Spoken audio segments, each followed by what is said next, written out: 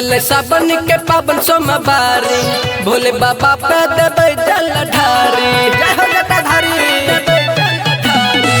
गल सावन के पावन सोमवारी भोले बाबा पे देबै जल ढारी। कृपा कर देते हमरा जटाधारी हो।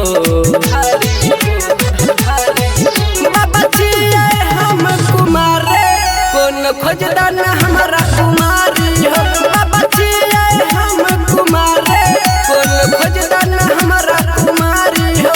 बाबा छियै हम कुमारे कौन खोजदान हमारा कुमारी हो। कौन खोजदान हमारा कुमारी हो।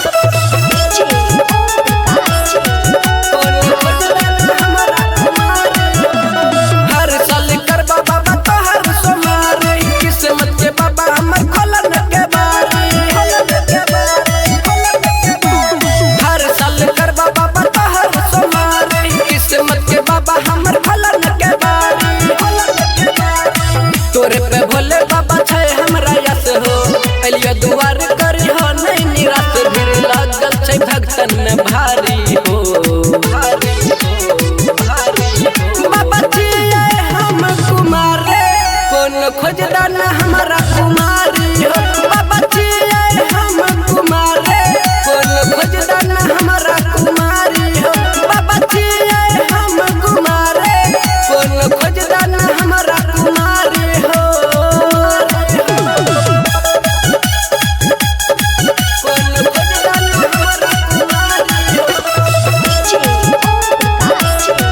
कौन खोजदान हमारा कुमारी हो।